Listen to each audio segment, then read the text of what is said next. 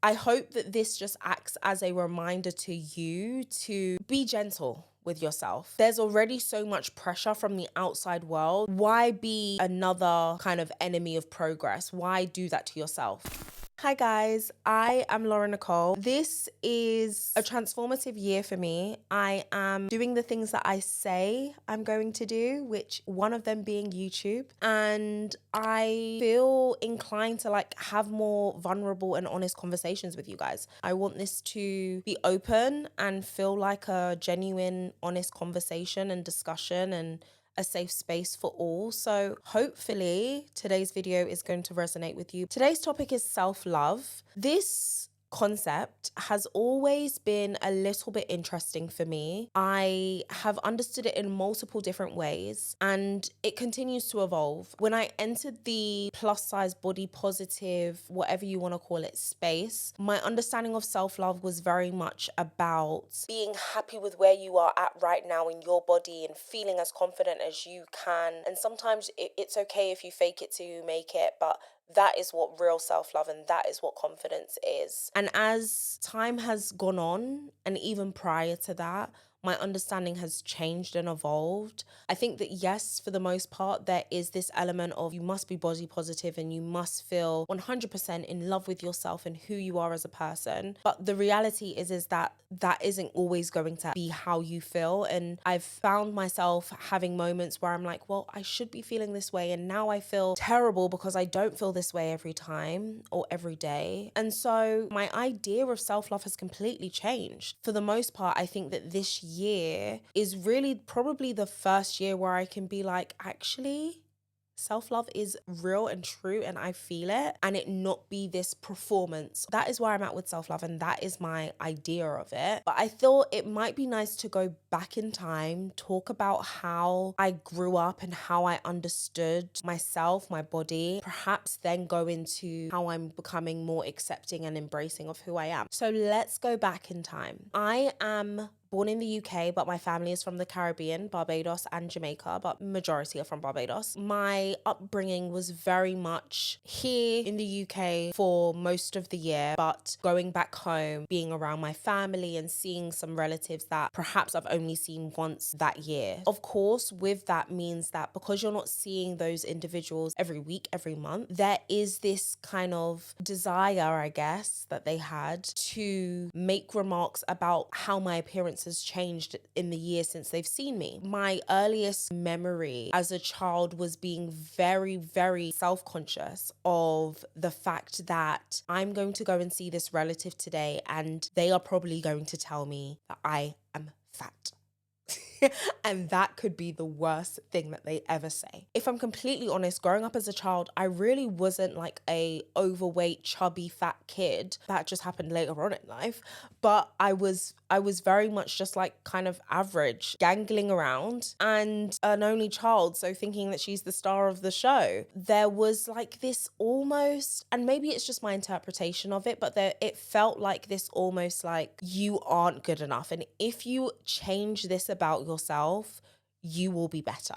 So whether it was about the way that I looked that day and the fact that I needed a little bit more moisturizer on my knees, or whether it was about my hair and it not being in place, or whether it was about my weight, there was always this need to give me the down low on what they thought about me. As I was saying, like one of my earliest memories is going to a relative's home and this relative didn't have the best eyesight, and the way that she would be able to monitor and tell how I looked was to measure my wrists. So she would like get her hand around my wrist and that would be her indication of whether I was where I should be or not. And it just really created this like level of anxiety in me. And also I would be in the UK and like going to school and quite active, and then I'd go to Barbados and shout out to Shafet, but I was there every day eating ice cream. So I would come back with a few more pounds on me and be like, okay, great. So not only have I come to Barbados and had to deal with these relatives perspectives, having all of these opinions about my body. But now I'm coming back to the UK and like I've got to go back to school now. And again, there's going to be opinions about my body. So it always just felt like I was under the microscope, which is quite funny when you think about the line of work that I got into after that. The fact that I then went into plus size modeling. And if there is an industry that is more under the microscope, it is modeling. The need to like have your measurements a certain way, have your body composition a certain way, especially in the plus size stratosphere. Like you've got to be the right level of plus size and the right kind of shape and style of plus size. It was really challenging, but I think I probably got into it because I was used to that level of criticism. So I really allowed the opinions of outsiders hinder how I felt about myself. And I think that was the main thing that would annoy me more than anything else. Because sure, if it was a case of them just having these opinions of how I looked and me not taking that on to a certain degree, then so be it. Cool. I know that there's cousins of mine that I have where they're like, oh yeah, that's just grand. Like whatever, who cares? Whereas me, I'm so sensitive and have always been incredibly sensitive. So to me, that was like earth shattering. I'm in the floods of tears. I cannot think about anything else for the rest of the day. I now don't want to eat for the rest of the day. I'm still going to eat, but I didn't want to eat for the rest of the day because it felt like I needed to have this protest against the fact that this person, whose opinion really didn't matter, had this opinion of who I was and how my body was and how I could be more worthy. And that was really frustrating. How have we kind of got to the place that I'm at now? My first very transformative time in accepting my body was when I was in Barbados for my 18th birthday, and I decided to wear this dress that was very much out of my comfort zone. I had my arms out. It was a halter neck. I had this cutout detail in the stomach. Areas for me that have always, and still kind of to this day, have always been sort of self-conscious zones. I wore this dress and I looked at myself in the mirror and I said, we can either pick every single insecurity apart, or we can finish up this makeup, go outside and enjoy ourselves. And I said, from this very moment, I don't want to continue to do the things that I have been doing, which is not going to dance class because I'm scared that someone's going to think I'm too fat, or not going to the event that I wanted to go to because I was scared of the opinions of other people, or not joining that after school club. We can either continue to do this, or we can actually be like, from this point forward, I am going to do all of the things that I want to do because I want to do them, and I'm not going to be worried about the opinions of other people. And so I put on that dress, I went downstairs in the garden, and I had a great time. I didn't think about, okay, that's a lie. I probably did think about it, but I didn't allow myself to like spiral and allow it to completely take over my mood and opinion of myself, and be conscious of the fact that everyone in this place as well is also thinking the same thing and feeling the same way about my body that I was feeling about it. From that day, I said, I'm gonna do better. And every time I had a negative thought, because they do come, it's not that I looked at myself in the mirror that day and said, okay, we are never gonna have a negative thought about ourselves. That's not realistic. But every time I did, I was following it up with something positive. I said, I feel ugly today. That's okay, because you're really nice and you're really funny and you're really smart. Next. We have to move on. At this point, what are we going to do? Because I'm not going to go get plastic surgery right this second because we think that our nose is too big today. There's nothing that can be done about it right now. So we can either move on with our life and go about our day, or we can ruminate on this, be sad about it, cry, and throw a fit. At some point, the fits and the tantrums are no longer cute. Get it together, girl. That's basically what I was telling myself. And so that was really a pivotal point for me. And it then meant that I was able to get into modeling and take on those opportunities and walk on set and not feel like I am the most hideous thing here, although I've definitely had moments on set where I felt like that. But I didn't allow for it to ruin my experience, because ultimately I wanted to be in those spaces. I wanted to be around those people and I wanted those opportunities. So why was I going to allow my perception of myself to be the perception that everyone must have of me when that's not reality? We are probably our worst critic. No one is thinking about you in the level of detail that you were thinking about yourself. That is the reality of the situation. No one is nitpicking the spots that you've got on your head. That was a really transformative time for me. So now, fast forward to today, I would say I probably feel the most confident that I have felt, which feels so like full circle because I turned 28 at the end of this year. They do say that every year you get older, you kind of like give less fucks. And maybe that's what's happening. I feel great. I feel like I am clear on the fact that there are certain people, certain people's opinions that I'm no longer entertaining and I no longer care for.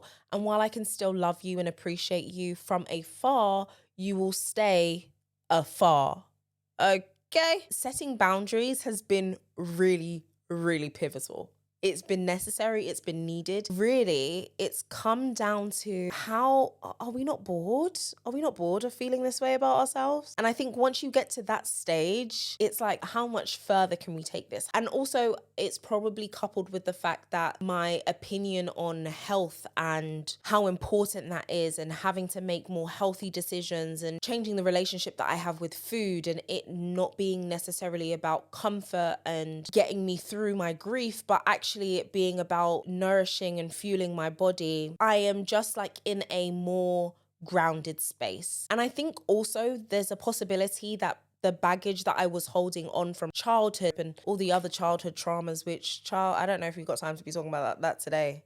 We need a therapist in the room for that. I've done the work. I've been to therapy. We've cried it out. We've done all the things that Solange said you can do in Cranes in the Sky. We've done all the things, and it's worked for the most part.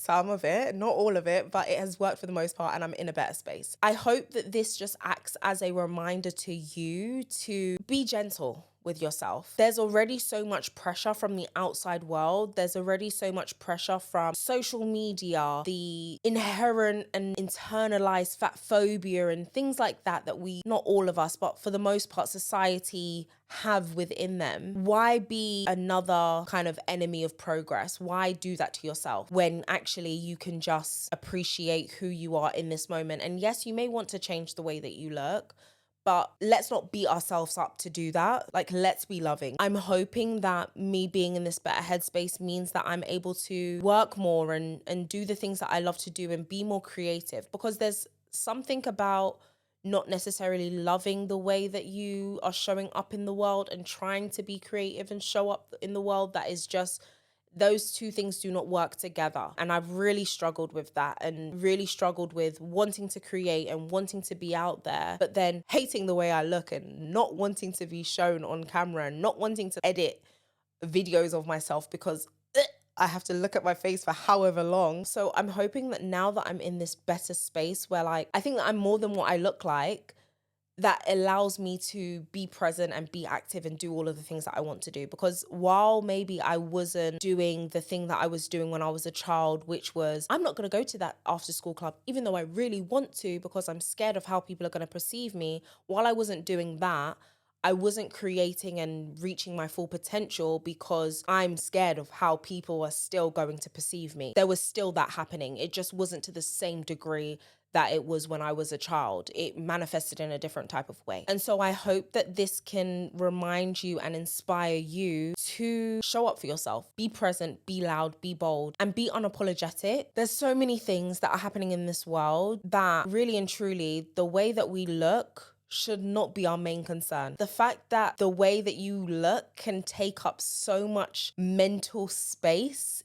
is ludicrous. And really, I'm talking about it for myself, because that shit was consuming my mind 24/7 in a way that just doesn't make sense. This was really a note to myself, and hopefully acts as like a journal for something that I can look back on and be like, yeah, I did that. I said all of that.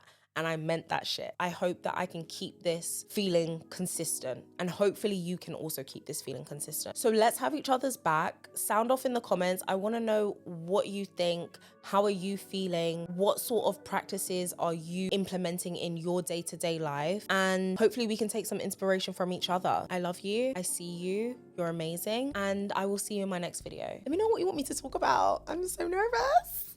We're doing this. Okay, bye.